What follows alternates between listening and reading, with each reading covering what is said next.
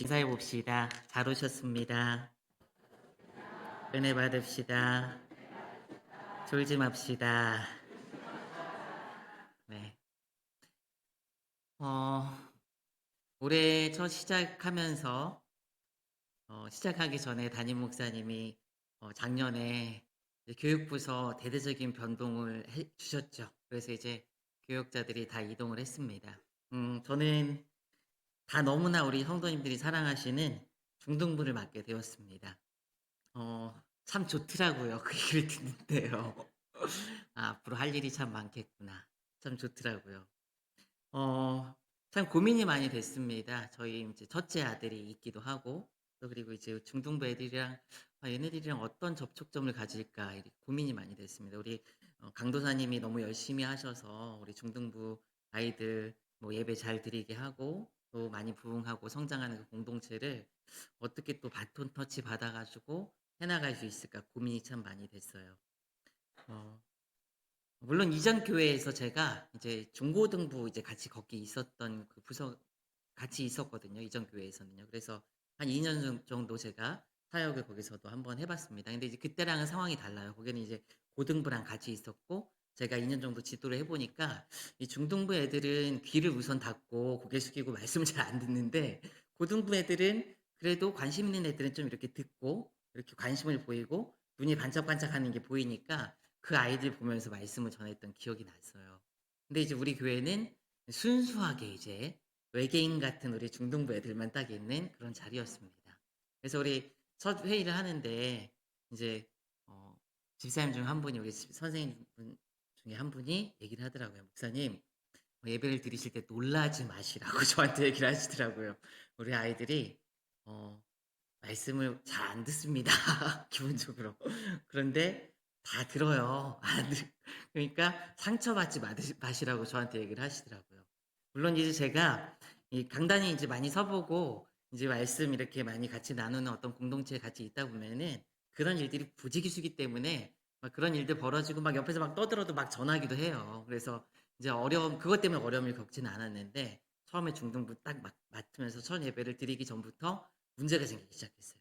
먼저는 교사가 거의 없었던 거예요 다. 있었던 교사들도 다 뭐 이제 그만하시는 선생님도 있고 이동하시는 선생님도 있고 하다 보니까 처음에는 3 명밖에 없으시더라고요. 그래서 고민이 많이 됐어요. 근데 이제 목사님께도 말씀드리고 그 우리 교육국 담당하신 장로님께도 말씀드리고 또 선생님들이랑 열심히 이제 찾아봐 가지고 이렇게, 이렇게 하다 보니까 그래도 지금은 반을 다 꾸리고 이렇게 인사도 하고 이럴 정도로 갖춰졌습니다. 근데 그럼에도 불구하고 아직 이제 찬양을 좀 구상하는 예배가 있으니까 찬양을 좀 앞에서 인도해 주시고 그리고 더욱더 심각한 건 반주자가 지금 없어요. 여기 지금 오후 반주 수고해 주신 우리 손승희 집사님이 이제 당분간 한 1-2월 달 정도까지는 임시로 와서 이제 반주를 해 주시겠다고 했는데 이제 한 달 정도밖에 남지 않았습니다, 길어도. 그래서 여러분들 중에서 혹시 마음에 감동이 있으시거나 반주를 좀 가능하다, 좀 연습해서 할 수 있다 그러면은 좀 자원해 주시기를 부탁드리겠습니다. 그래서 중등부 예배가 잘 세워질 수 있도록 여러분들 좀 함께 해 주시기를 주님의 이름으로 부탁드립니다. 아멘 하셨어요? 지금요? 예. 감사드립니다. 어쨌든 이런 얘기를 하려고 한 건 아닌데 선생님들이 중등부 아이들 얘기를 많이 하셨어요. 그래서 어 아이들이 반응을 잘 안 하고 말씀 듣는데 좀 무관심하다. 그러니까 그냥 감안하셔라. 그렇게 얘기를 했습니다. 그래서 인제 첫 예배를 드리는데 그 예배 가운데 아이들이 그래도 박수를 막 치더라고요, 예배 시간에 찬양할 때. 그리고 말씀도 제가 생각하는 것만큼 아주 심각하진 않고 그래도 말씀을 곧잘 들어 줘서 감사하게 예배드리고 있습니다. 첫 예배를 드리고 제 마음속에 하나 좀 목표가 생겼어요. 그건 뭐냐면은 중등부를 예배를 이제 아이들이 예배를 부모님 따라서 드리니 와서 드리는 게 아니라 드리고 싶어 하는 그런 예배를 드리는 공동체가 되겠구나 하는 그런 소망을 주셨어요. 그래서 우리 공동체가 그렇게 가려고 하는데 여러분 기도 많이 해 주시기를 주님의 이름으로 부탁드립니다. 그런데 아이들이 원래 이렇게 반응을 잘 안 하고 무관심하고 안 듣고 하는 때잖아요. 그렇다면 그 틈을 파고들어서 예배를 잘 드리게 해야 되는 게 교육자로서 또 교사들로서의 그런 역할이기도 한 것입니다. 그것은 이제 저랑 우리 교사들이 같이 고민해야 될 부분이죠.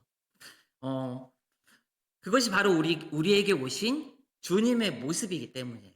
주님의 모습이기 때문이에요. 사실 오늘 말씀을 전하면서도 지난해 이제 우리 교회가 이제 전도라는 그런 포커스를 맞춰서 이제 목사님께서 이제 지난해 우리가 함께 목사님께서 세워 주셔서 같이 달려왔습니다. 근데 제가 그래서 저도 이제 전도라는 주제를 가지고 설교를 했는데 올해 첫 설교 말씀을 전도로 하기가 좀 그랬던 거예요. 근데 이제 제가 이제 첫 설교 주제를 또 내용을 전도로 해서 한 이유는 무엇이냐면은 바로 예수님을 닮자라는 목사님의 표어 때문에 이렇게 잡게 되었어요. 왜냐하면 예수님께서 이 세상에 오셔서 우리에게 복음으로 오시고 말씀을 전하시고 그 사역을 하신 것이 바로 우리가 전도하는 모습이랑 똑같기 때문이에요. 그래서 제가 전도라는 주제를 해도 되겠구나 생각해서 오늘 이 시간 말씀을 나누려고 합니다. 그러면 실질적으로 한번 질문을 던져볼게요. 이제 복음이라는 주제로, 전도라는 주제로 들어가서 여러분께 질문을 한번 던져보겠습니다. 여러분, 우리는 어떻게 전도를 해야 될까요? 어떻게 복음을 전해야 될까요? 요한복음 17장 8절 그리고 요한복음 20장 21절 말씀인데 우리 다 같이 한번 소리내서 읽어보도록 하겠습니다. 시작. 아버지께서 나를 세상에 보내신 것 같이 나도 그들을 세상에 보내었고 예수께서 또 이르시되 너희에게 평강이 있을지어다. 아버지께서 나를 보내신 것 같이 나도 너희를 보내노라. 아멘. 여기서 보면은 아버지께서 예수님을 보내셨고 예수님께서도 우리를 보내셨다라고 말하고 있습니다. 교회는 귀먹고 관심 없는 세상과 멀어져서 지붕 꼭대기에서 복음을 이야기해서는 안 된다는 거예요. 교회는 복음을 듣고 세상 속으로 들어가야 합니다. 아버지께서 예수 그리스도를 보내신 것 같이 우리 또한 예수 그리스도께서 보내셨기 때문에 나아가야 된다는 거예요. 우리를 구원하시기 위해서 예수님께서는 하늘에서 밧줄을 내려주시고 그리고 우리에게 밧줄 타고 올라와 이렇게 말씀하지 않으셨다는 거예요.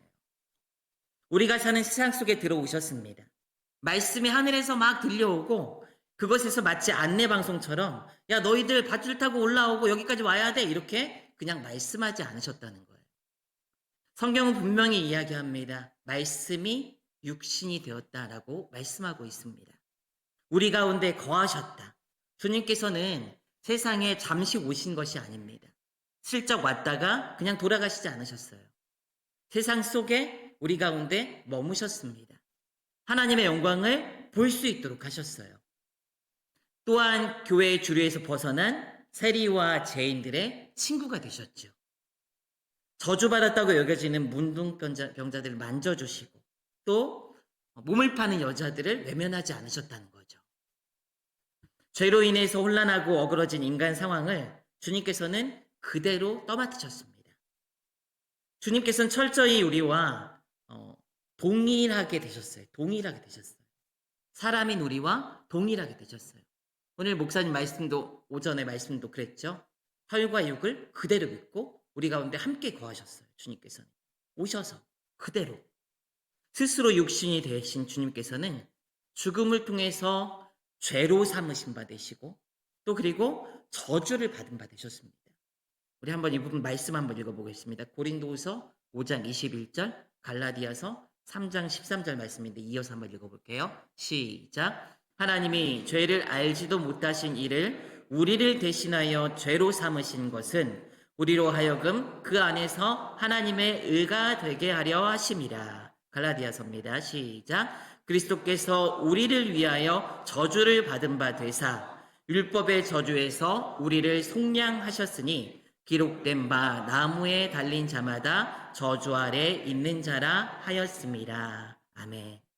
주님께서는요 우리에게 가라고 말씀하실 때에 바로 주님께서 우리의 육신을 입으신 것처럼 자신의 교회도 세상 속에서 세속 세상을 옷 입도록 부르신 거예요. 주님께서 우리로 하여금 세상의 세속을 옷 입도록 부르신 거예요. 이것은 여러분들 세속화되라는 것을 얘기하는 게 아니에요. 그 가운데 우리도 나아가야 된다는 것을 말씀하고 있습니다. 우리 말씀 읽은 대로 우리를 대신해서 주님께서는 죄로 삼은 것이에요, 자신을. 그리고 또 우리를 위해서 저주를 받으셨어요. 십자가에서 저주를 받으셨어요. 우리를 위해서. 그렇지 않다면 우리는 성육신하신 그리스도를 알지 못하는 것입니다. 우리가 나가지 않는다면. 주님께서 세상에 오셔서 완전히 동일하신 것처럼 우리는 세상 속으로 파고 들어가야 되는 거예요. 불신자들과 섞이기 위해 죄인과 친구가 되기 위해서 우리는 나가야 되는 것입니다. 오늘날 교회의 가장 큰 문제점 중에 하나가 그겁니다. 세상을 향한 성육신 하지 않아요, 우리는.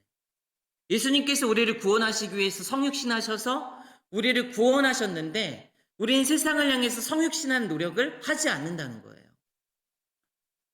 교회는 세상과 너무 동떨어져 있습니다. 믿음이 좋아지면서 세상 친구들과의 관계가 끊어지고, 그리고 이전에는 자연스러운 현상이라고 이걸 생각하기도 했어요, 저도요. 근데 믿음의 사람과 교제가 편하고 좋으니까 교회 안으로 자연스럽게 막 들어와요, 우리가. 그러면서 밖으로 향해서 나가는 거를 게을리 한다는 거예요. 왜냐면 여기가 편하니까요. 좋으니까. 근데 밖을 향해서 나가면 우리가 뭔가 헌신해야 되고, 그 다음에 뭔가 노력해야 되고, 애써야 되고, 그러니까 나가려고 하지 않는다는 거예요. 오히려 이렇게 나가지 않는 모습은요, 자연스러운 현상이라기보다는 영적인 게으름이라고 이야기해야 될 것 같습니다. 교회는 세상에 나가야 돼요. 더 많은 세상의 사람들도 알아야 하고 진실하게 그들 속에 파고들어야 됩니다. 우리는. 흔히 대부분의 사람은 최소한 세상과 3가지 이상의 접촉점이 있습니다. 직장, 이웃, 그리고 자신의 관심 그룹. 이런 3가지 이상의 접촉점들이 있습니다. 우리가 세상을 향해 나아갈 수 있는, 접촉할 수 있는 기회를 우리는 환영을 해야 돼요. 교회에 있는 이 편한 자리에만 머물려고 하는 게 아니라 접촉할 수 있는 그 기회를 환영해야 된다는 거예요. 우리가 가야 할 세상은 먼 나라가 아닙니다. 하나님을 부정하고 하나님을 알지 못하는 세상 속으로, 그 사람들 속으로 우리가 나아가야 됩니다. 우리가 하나님을 알지 못하고 경외하지 않는 이 사람들 사이에 있을 때가 있어요. 그때가 바로 그리스도께서 우리를 세상으로 보내신 때라는 사실을 여러분 반드시 기억하시기를 주님의 이름 부탁드립니다. 세상은 저마다 다르죠. 거리일 수도 있고요. 회사 사무실, 학교, 병원, 또 공장, 가정일 수도 있습니다. 그리고 이 세상에서 우리는 사람들을 사랑하고 섬기며 순수하고 희생적인 삶을 살도록 부름받은 거예요. 그리스도를 증거할 가장 좋은 환경이 바로 세상인 것입니다. 사랑하는 여러분, 혹시 여러분들이 살아가는 삶의 그 자리는 어디입니까? 여러분들이 많은 시간 만나고 있는 사람들이 누구입니까? 교회와 믿음의 사람들과의 만남, 그것만이 전부는 혹시 아닌지 한번 잘 돌아보시길 바랍니다. 그것이 자연스럽게 되어지기 쉽지만 우리는 그런 상황을 방치하면 안 되는 거예요. 예배로 모이고 전도를 위해 우리는 세상으로 나가야 합니다.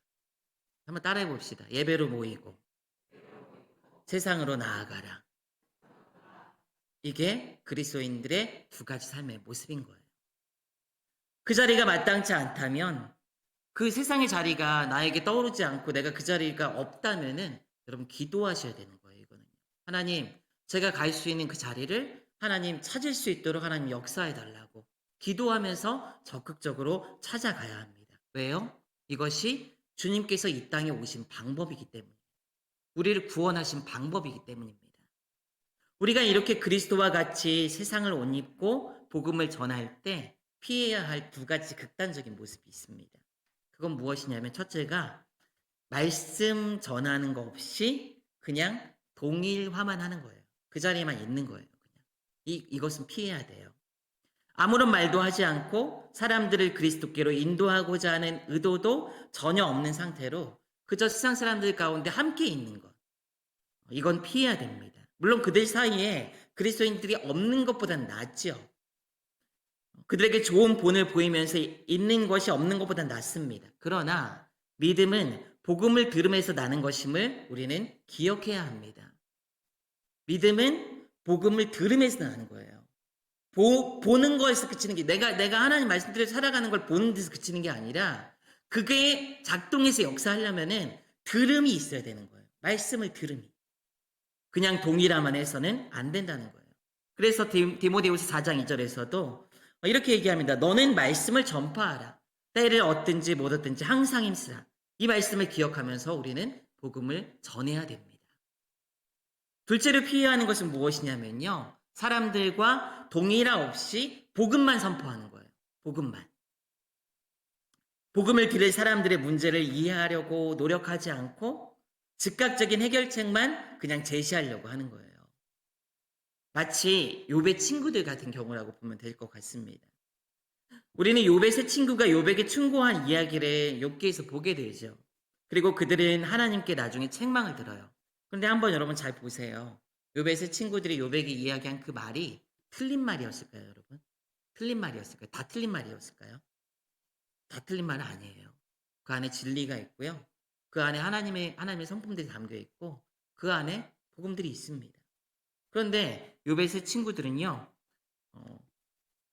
욥의 실존적인 상황은 전혀 염두에 두지 않았어요. 위로가 되지도 않았고 생각한 그 말들만 입으로 그냥 막 줄줄줄줄 나오게 했던 거예요. 욥에게는 이 말씀이 힘이 없는 말씀이었습니다. 욥의 세 친구들은 말할 준비는 너무 잘 되어 있지만 듣는 것에는 매우 느린 사람이었습니다. 욥의 세 친구들은 말씀, 욥의 문제 속으로 들어가려고 하지 않았던 거예요. 그냥 알고 있는 말씀을 주저리 떠든 것뿐이에요. 욥의 그 문제로 들어가려고 하지 않았던 거예요. 교회가 오늘날 오해받는 이유가 무엇입니까? 세상 속으로 들어가 그들의 말에 귀 기울이고 성육신하지 않은 채 마치 베드로가 변화산에서 주여 여기가 좋사오니 여기 초막셋을 짓고 우리가 여기 거합시다라고 이야기하는 자세로 신앙생활을 하고 있다는 것입니다. 교회 안에만 있으면서 들을 귀 있는 자는 들으라라는 태도를 가지고 있기 때문에 요나서의 요나와 같은 태도로 복음을 전하려 한다는 거예요. 그것은 여러분 들리지 않아요.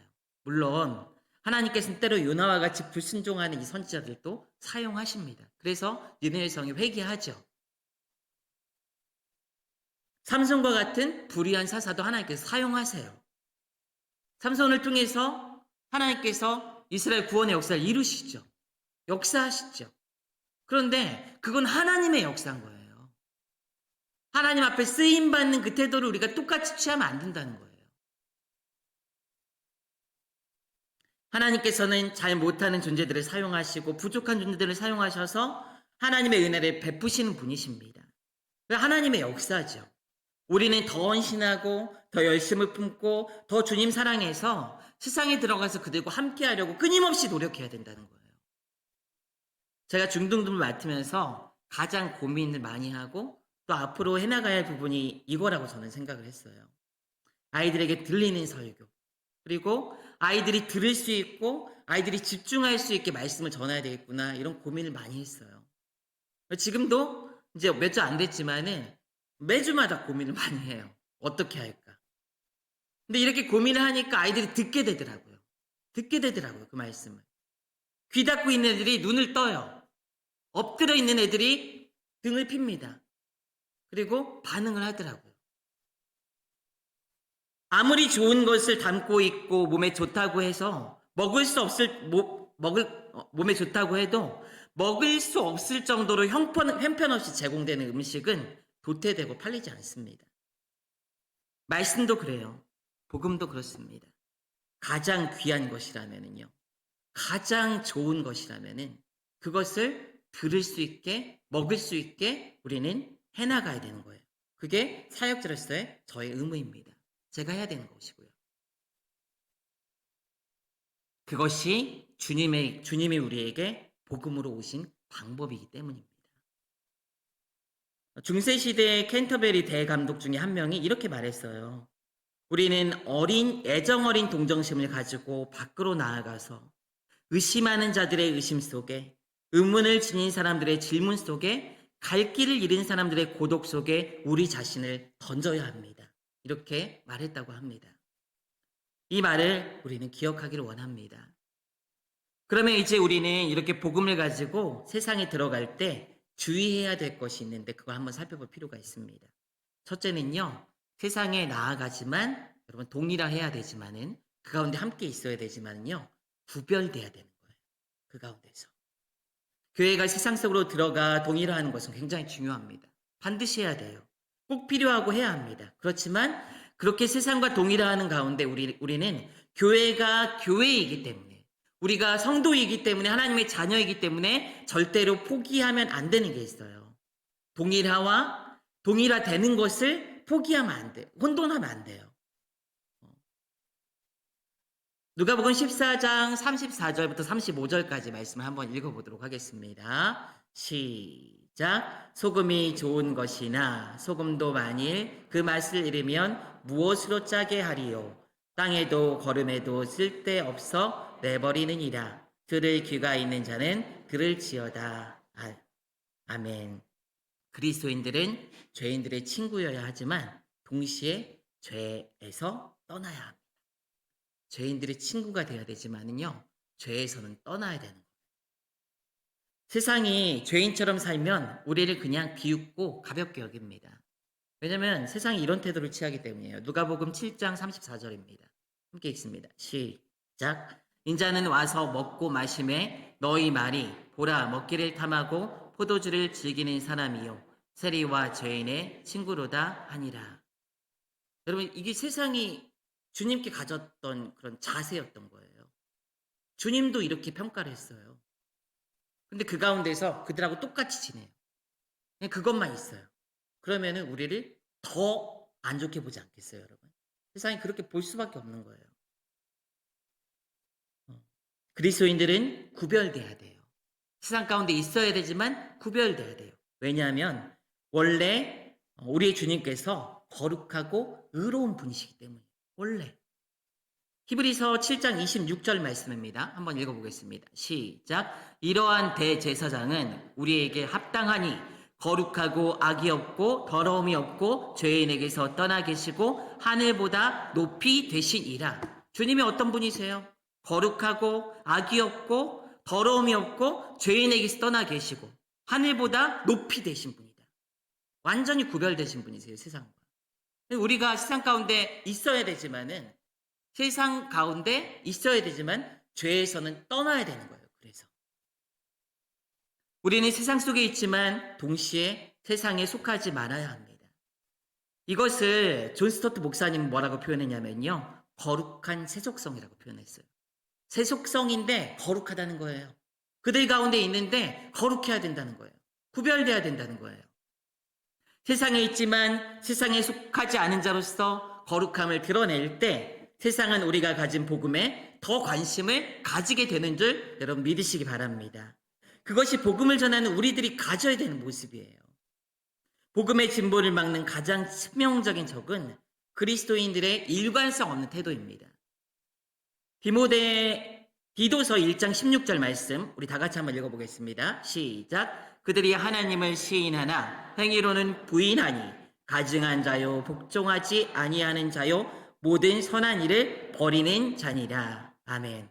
바울은 글에 대해 잘못된 교사들에 대해서 디도서에서 저희가 하나님을 시인하나 행위로는 부인하는 자라고 이야기합니다. 그리스도에 대해서 멋진 표현을 하고 우리의 죄에서 구원하셨다는 말을 하며 자랑스럽게 이 일을 언급하지만 우리를 지켜보는 사람들은 그 증거가 우리에게 있는지 보려고 한다는 거예요. 그 증거가. 진짜 너희가 말하는 그 예수 그리스도로 인한 증거가 너희 삶에 있는지 그리스도인이 아닌 다른 사람들은 보고 찾으려고 한다는 거예요. 이는 아주 타당한 이야기가 아닐까요, 여러분? 우리 자녀들도 마찬가지예요. 우리가 하나님에 대해서 교리적으로 이야기를 하고 예배드려야 된다고 하고 멋진 말을 하고 착하게 살아야 된다고 하고 말씀에 순종해야 된다고 이런 멋들어진 설교와 같은 이야기를 한다고 해서 자녀들이 그대로 따라가지 않는다는 거예요. 왜냐하면 자녀들은요, 그 말을 들을 뿐만 아니라 부모의 모습을 보는 거예요.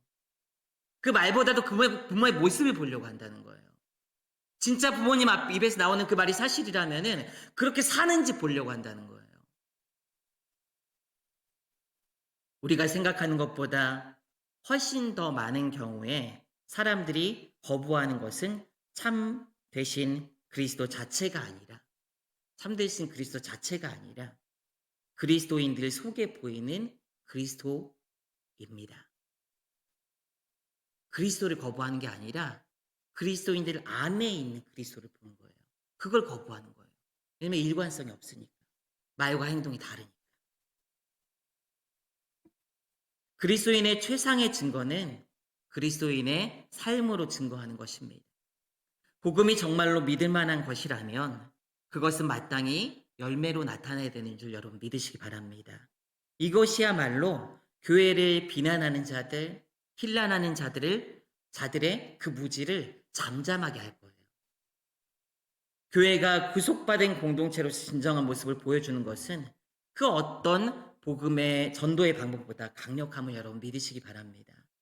당신이 그리스도께로 나오는데 결정적인 계기가 된 이유는 무엇입니까? 라고 물어보면요. 많은 사람들이 이런 얘기를 해요. 그리스도인들, 그들의 삶 속에 무언가 특별한 것이 있다고 느꼈습니다. 이런 얘기를 한다는 거예요. 이 말을 우리는 주의 깊게 생각해 보아야 합니다. 거룩한 세속화를 위해서 우리가 또 한 가지 주의하고 알아야 될 것이 하나 있습니다. 그건 무엇이냐면요. 핍박이 늘 있다는 걸 알아야 돼요. 핍박이 있다는 걸 알아야 됩니다. 구별된 그리스도인들이 항상 이방인들에게 마음이 끌리기만 하는 건 아니에요. 핍박이 있어요. 왜냐하면 영적인 전쟁의 현장이에요. 한 영혼이 구원되는데 세상 마귀가 놓아주지 않으려고 작정을 하고 싸우는 현장이에요. 핍박이 있습니다. 당연히. 어려움이 있고요. 요한복음 15장 18절부터 19절까지 말씀입니다. 시작. 세상이 너희를 미워하면 너희보다 먼저 나를 미워한 줄을 알라. 너희가 세상에 속하였으면 세상이 자기의 것을 사랑할 것이나 너희는 세상에 속한 자가 아니요 도리어 내가 너희를 세상에서 택하였기 때문에 세상이 너희를 미워하느니라. 아멘. 주님께서는 우리에게 이렇게 경고하셨습니다.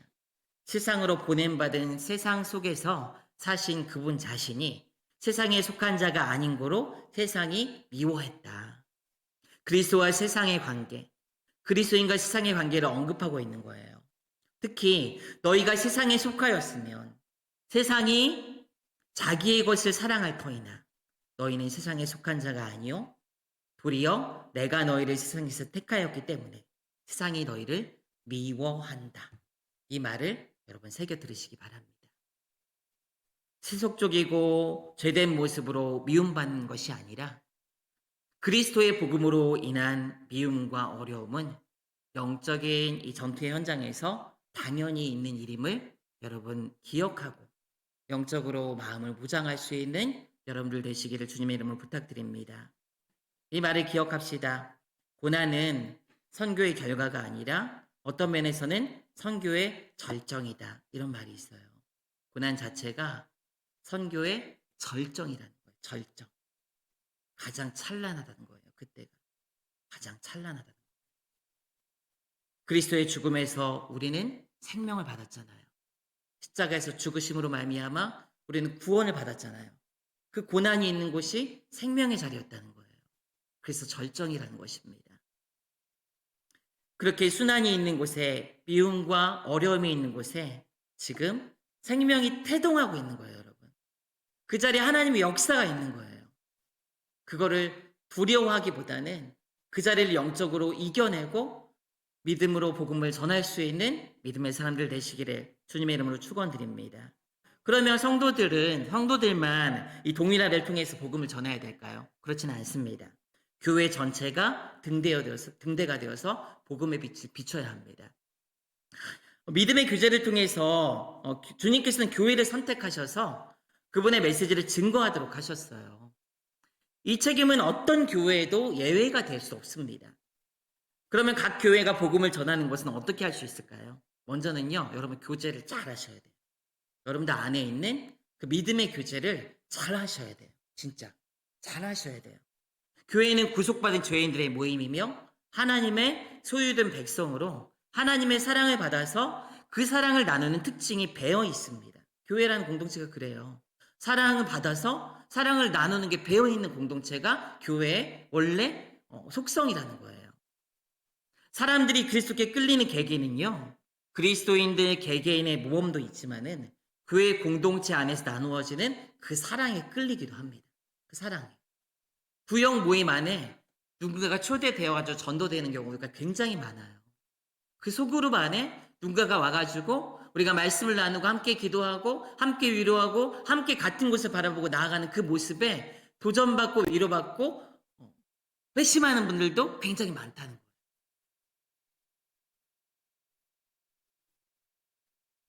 계층과 교육, 사회적인 지위, 빈부를 초월해서 그리스도인의 교제는 그 자체만으로도 예수님 그리스도와 예수님의 화목해 하시는 그 능력을 증거하고 있는 거예요.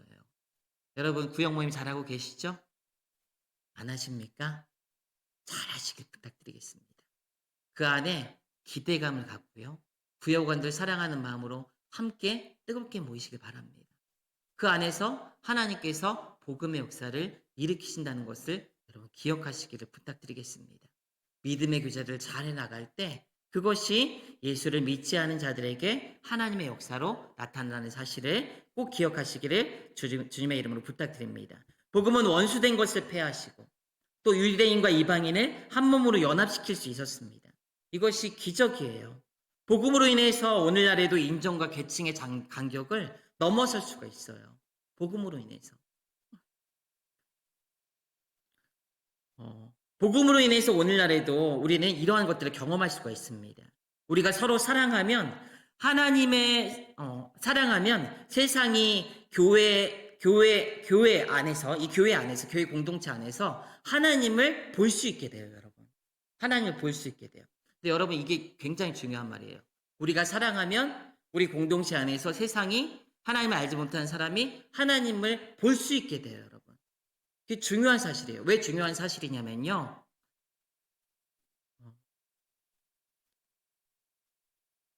이 거룩한 사랑이 나타날 때 세상을 향해서 그리스도가 증거될 수 있기 때문입니다. 거룩한 사랑이 나타날 때. 왜냐하면 세상은요. 봐야지 믿어요. 봐야지 믿어요. 봐야지 믿어요. 봐야지. 요한복음 13장 35절 그리고 요한복음 17장 21절 말씀 한번 읽어볼게요. 시작. 너희가 서로 사랑하면 이로써 모든 사람이 너희가 내 제자인 줄 알리라. 아버지여, 아버지께서 내 안에 내가 아버지 안에 있는 것 같이 그들도 다 하나가 되어 우리 안에 있게 하사 세상으로 아버지께서 나를 보내신 것을 믿게 하옵소서. 아멘. 우리가 복음으로 하나 되고 서로 사랑하면 세상이 우리가 주님의 제자인 줄 압니다. 거룩한 사랑이 나타날 때 이 그리스도가 증거된다고 얘기했습니다. 그 원리는 간단해요. 보기 때문에 그들이 믿는 거예요. 보기 때문에. 요한복음 1장 18절 말씀 한번 읽어볼게요. 시작. 본래 하나님을 본 사람이 없으되 아버지 품속에 있는 독생하신 하나님이 나타나셨느니라. 잘 보세요, 여러분. 주님께서 오셨죠. 그리고 하나님께서 아들을 통해서 자신을 보여주신 거예요. 아들을 통해서 하나님을 보여주신 거예요. 예수님을 본 자는 결국 하나님을 본 거예요. 그래서 예수님을 믿는 거예요. 예수님을 봤기 때문에. 예수님을 통해서 하나님을 봤기 때문에. 봐야지 믿는다고 했어요, 세상은요. 예수님을 통해서 하나님을 봤기 때문에 믿는 거예요. 그런데 지금 예수님 이 자리에 계신가요, 여러분? 이 세상에 계신가요? 승천하셨죠. 그리고 우리 가운데 성령으로 함께 계시지만 지금 볼 수 없어요. 그런데 보는 방법이 있어요. 하나님께서 예수님을 통해서 자신을 보여주는 방법이 있습니다. 요한일서 4장 11절 함께 있습니다. 시작. 어느 때나 하나님을 본 사람이 없으되 만일 우리가 서로 사랑하면 하나님이 우리 안에 거하시고 그의 사랑이 우리 안에 온전히 이루어지느니라. 아멘. 바로 하나님께서 자신을 보여주신 방법이 뭐라고요? 이 시대에는요. 예수님을 통해서가 아니라 우리를 통해서 보여주신다는 거예요. 우리를 통해서. 우리가 사랑하면 하나님의 사랑이 우리 안에 있다는 것을 알게 하신다는 거예요. 우리가 서로 사랑하면, 우리가 서로 사랑하고 섬기고 함께하는 그 모임 가운데 하나님께서는 자신을 보여주신다고 말씀하셨습니다. 사랑하는 성도 여러분, 여러분들 안에 있는 교제 현장에서 여러분들 많은 은혜를 나누고 사랑을 나누고 함께 하시기를 주님의 이름 부탁드립니다. 그것이 전도가 된다는 거예요, 여러분. 또한 교회는요, 예배를 통해서도 하나님을 증거해야 합니다. 이 예배는 하나님께서 우리 가운데 하나님의 영광을 보여주는 자리예요. 우리가 영과 마음을 다해서 영과 진리로 하나님을 예배할 때 하나님께서는 이 예배 자리에서 하나님의 영이 감동하고 이 자리에 있는 그 함께하는 영혼들에게 하나님께서 복음이 증거되게 역사하신다는 거예요. 우리가 드리는 예배가 얼마나 귀한지 아시겠죠? 예배는 우리만 드릴 수 있습니다. 그 안에 성령이 있는 자만. 그러면 그 자리에 있는 예수를 믿지 않은 자들도 그 안에서 하나님께서 역사하실 그 가능성이 충분히 있는 것이 바로 예배 현장이라는 거예요. 예배를 사랑할 수 있는 여러분들 되시기를 주님의 이름으로 부탁드립니다. 이 공예배뿐만 아니라 우리가 모이는 그 모든 예배 자리에서 우리가 함께하기를 주님의 이름으로 부탁드립니다. 자, 좀 길어져서 말씀 뵙도록 하겠습니다. 제가 말씀 준비하면서 마지막으로 떠오른 사람이 하나 있었습니다. 그게 뭐냐면요. 누구냐면요. 김미경 강사라고 혹시 여러분 아세요? 김미경 강사라고 혹시 아세요? 소통 많이 얘기하면서 뭐 인생 강의 많이 하고 하신 분이에요. 근데 그분이 자기 아들에 대한 얘기를 하더라고요. 근데 그 아들이 굉장히 이 사춘기 시절, 중고등학교 시절을 어렵고 힘들게 보냈나 봐요. 그래서 엄마 아빠랑 얘기도 안 하고 자기 진로에 대해서도 어떻게 고민하지 않고 진짜 말 그대로 밑바닥까지 떨어진 인생을 살았던 것 같아요. 근데 이 김미영 간사님이 그때 아들을 보면서 많이 울면서 내가 어떻게 해야 되지, 어떻게 해야 되지 이렇게 많이 고민을 했다고 합니다. 근데 자기에게 이런 생각이 떠올랐대요. 아, 내가 우리 아들을 최고로 잘 내가 우리 아들을 대우해 줘야 되겠구나 하는 생각이 들었대요. 밑바닥까지 떨어진 아들을. 그래서 아들이 맨날 늦게 들어오고 엄마 아빠 얼굴도 보지 못하고 맨날 밤 늦게 들어오고 그러는데 자기 결심을 했대요. 이 아들이 언제 들어오든지 간에 나는 진수성찬을 차려놓고 이 아들에게 밥을 대접해야 되겠다. 그래가지고 새벽 2시에 들어오든지 밤 10시에 들어오든지 항상 진짜 정성스럽게 해가지고 아들을 밥을 차려줬대요. 근데 아들이 처음에는 막 이렇게 막 겸연쩍게 하고 막 부담스러워 하는데 나중에 그 엄마의 그런 모습을 보고 나서 그 안에 감동이 생긴 거예요. 그래서 하고 싶은 게 생기고 학교에 진학을 하게 되고 그리고 그 다음에 쭉쭉쭉쭉 목표가 생겨가지고 해보게 됐다고 얘기하더라고요. 근데 그때 그 강사님이 그런 얘기를 했어요. 아들이 밑바닥까지 떨어졌으니까 엄마인 내가 해야 되는 것은 그 밑바닥까지 내려가야 되는 거다. 그 밑바닥까지 내려가야 되는 거다. 그 밑바닥에 내려가서 아들을 들어올려서 끌어올려야지 된다. 근데 제가 오늘 말씀을 준비하면서 그런 생각이 들어요.